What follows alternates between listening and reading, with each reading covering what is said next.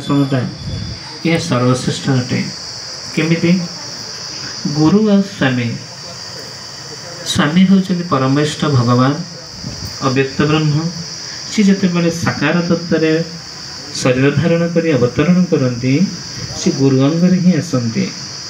तेणु गुण आ रूप आम भितर प्रकृति उपर शरीर ये दुईट को सी ही स्वतः निर्माण करती से सी स्वामी तेणु गुरुस्वामी माने से प्रमाण दौरान स्वदेह मो गुण रूप धरी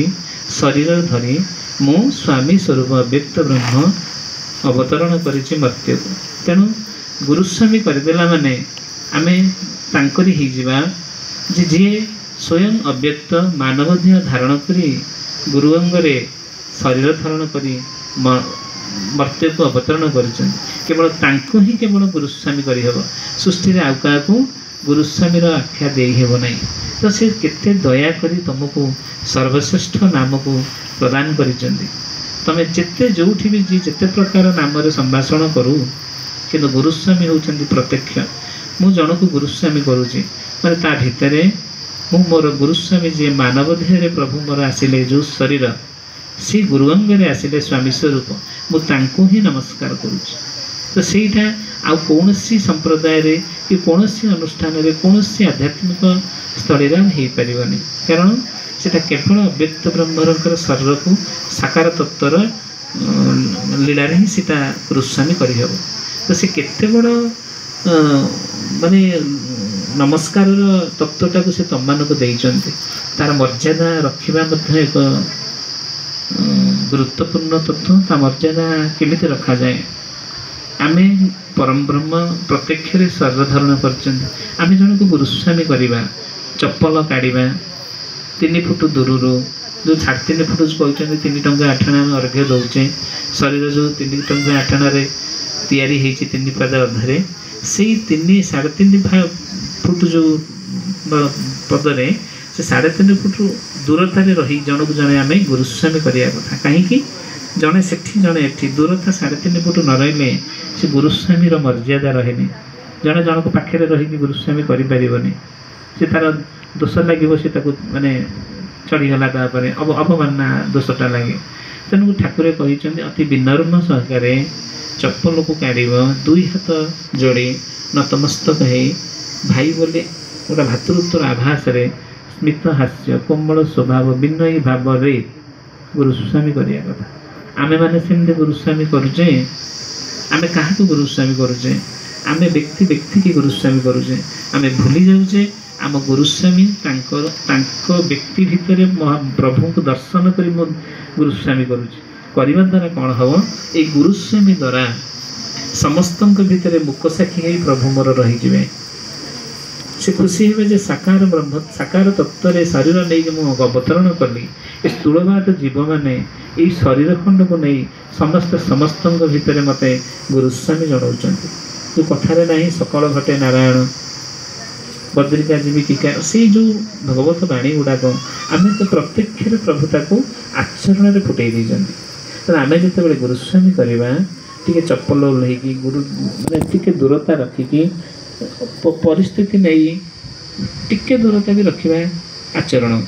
रखी गुरुस्वामी विनम्र सहकार नतमस्तक हो कले कहार कहा प्रति भातृत्वहीन भातृत्व विवाद एवं मैत्री भाव अभाव हेब नहीं से कहीं लिखिले मैत्री भाव पोषण कर कारण गोटे आध्यात्मिक परिसर को सृष्टि करने एवं से आध्यात्मिक आधार को समस्त भितर भाव सृष्टि करने आम भितर स्वतंत्र आचरण रहा गुरुत्व अटे एवं सर्वश्रेष्ठ आचरण होची मैत्री भाव रक्षा करने आमको कौन दरकार आम भितर कोमल स्वभाव विनयी भाव निहाती जरूरी जदि विनयी भाव रही आम भाव जदि व्याकुलता रही स्वभाव जदि कोमलता रही तेरे आम भातृत्व रखिपर ना जहाद्वारा मैत्री भाव पोषण करहब ना तेणु यही छोट छोट जिनिस को प्रभु केते सुंदर भाव में मनर कथा को व्याख्या करें छोट छोट जिनिस को गुरुत्व दे पारुने तो आज गोटे संकल्प नवा जे नाई जे आम गुरुस्वामी करला बेले अति नम्र भाव मैत्री भाव पोषण करी आम गुरुस्वामी जनइबा एवं नियम आदेश भाई माने आम सब जेकोसी संघर नियम है आम समस्ते मानिबा क्या केवे कहीं आदेश दबा नहीं तेबे जाई तुम भितर अहंकार धीरे धीरे धीरे धीरे अपसरी जीव तुम भितर थिबा विशाल भाव धीरे धीरे जागृत हम भावटा जिते जागृत हम तेज ब्रह्मर सानिध्य धीरे धीरे रहीपर ब्रह्मर सानिध्य रही तार लक्षण हूँ कौन नित्य आनंद षड ऐश्वर्यर एक गुरुत्वपूर्ण स्थिति हूँ नित्य आनंद जहाँ स्वतः भितर बाहर आम समस्ते कहीपर कि आम संपूर्ण आम नित्य आनंद सब अच्छे बोली आम भितर काम क्रोध लोभ मद मोह आश्चर्य कार्य करूनी कि तेणु आम समस्ते सब स्मितहास्य कोमल स्वभाव विनयी भाव नम्रतार सह आचरण यू जिनस आम निहाती करवा जरूरी जदि आम न महाप्रभु एत बड़ ठाकुर मानव देह धारण कर आसिले सी आ विश्व को प्रसार हो पारे विश्व में अगण्य प्रकार संतान अच्छा पाखे यह पहुँची पार ना तेल यह कौन आम गोटे पुरस्करण लगे मध्यम कारण नुहे कि तेणु आम भल शिष्यटे हवा भल संतानटे हवा तेबे जाई सी आम गुरु हो पारे ना बीजप्रद पिता हो पारे खाली कथार कहले हेनी आमको आचरण में फुटेक पड़ो कि आमको आम स्वभाव जेपर्यंत आयत कर रखी आम भितर नित्य भाव परिप्रकाश हो पारुनी जिते धारा ने भी ता बाह्य उपचार पड़े जाऊे कि अंतर्निहित भाव जेपर्यंत आमर न आसी आम कौन मते ठाकुर सानिध्य को जापर ना ये हूँ एक छोटिया गुरुस्वामी प्रभाव तापर छोट छोट जिनस देखा केन्दुझर हूँ गोटे लीलाभूमि से सब बड़े केन्दुझर को भल पाती तुम्हें मैंने समस्ते जाच प्रभु पलि आसती रही जाती किंतु आज केन्दुझर रे गोटे छोट जिनस अभाव होगा कौन जे आम ये गोटे मंदिर हाँपाई एत प्रयास चली प्रभु ये जगार एत दिन रहिले एम चाहते गोटे मंदिर करने तुम भितर भातृत्व सहयोग अर्थर आवश्यकता एत ना भातृत्वर सहयोग अच्छी कि कई आदेश भाई जब कई नहे से मंदिर हो पारनी जदि भी अर्थ कौटी आसिकी कोटी टंका आसला मंदिर हो गला तो से मंदिर में ठीक से पूजा अर्चना आनंद धर्मधारा कर्मधारा चरमर स्वतंत्र जहाँ लेखा से कार्यकारी हो पार एमती तो बहु जगार मंदिर अच्छी कोटी कोटी टंकार मंदिर अच्छी आमर मंदिर करने लक्ष्य नुहे आमर उद्देश्य हूँ प्रभुंर ये आगमन थिला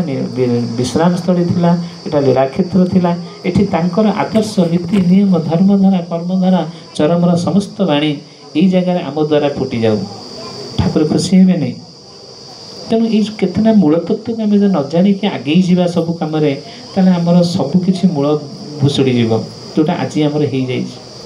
तुमको धर मु आसी तुम प्राय मत कि चिन्ह न हठात तुमको पचारिदेवी जे आमर मो क्षेत्र कौच गोटे लेखा प्रभु लिखिं समस्त प्राय जी जाऊँ जानी मो क्षेत्र कौच से लिखिले मो क्षेत्र को आसवा क्षणी महामंत्र करने को भूलु ना ये समस्ते जानिछ ना जान अच्छा तुम समस्ते जो जाओ प्रथम महामंत्र कर ना घुस कि ठाकुर पड़ा दर्शन करा ये एक बड़ परीक्षा तेणु समस्त प्राय जिते तुम जाऊच खाली व्याकुल होमी गाड़ी ओह्ल केमी आगे बाँ पटे जीव जे मो प्रभु को दर्शन करवा ठाकुर दर्शन दौते दर्शन सरीज ठाकुर पहड़ पकईदे